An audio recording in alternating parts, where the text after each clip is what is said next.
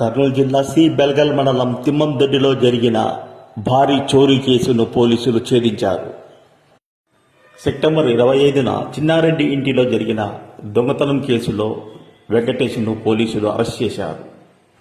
అతని దగ్గర నుంచి 9 తులాల బంగారు ఆభరణాలు, 55 తులాల వెండి, ₹1,00,000 నగదును పోలీసులు స్వాధీనం చేసుకొని రిమాండ్కు పంపారు.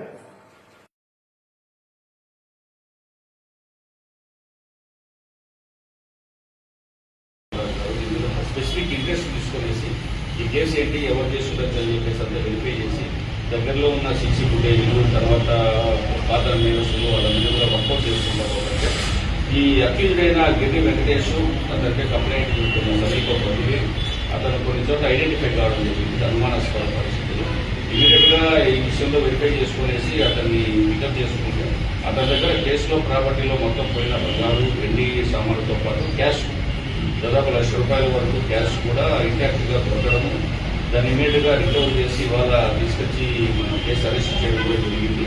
ఈ ప్రాపర్టీని ఇమీడియట్గా కోర్టుకు పంపిస్తూ ఇది ఎవరైతే లాస్ అయినారో, ఫిర్యాదుదారున్నారో వాళ్ళకు కోర్టు ద్వారా ఇవ్వడం జరుగుతుంది. అట్లాగే ఈ అప్పీల్ని కూడా ఇవాళ రిమాండ్ కూడా పంపించడం.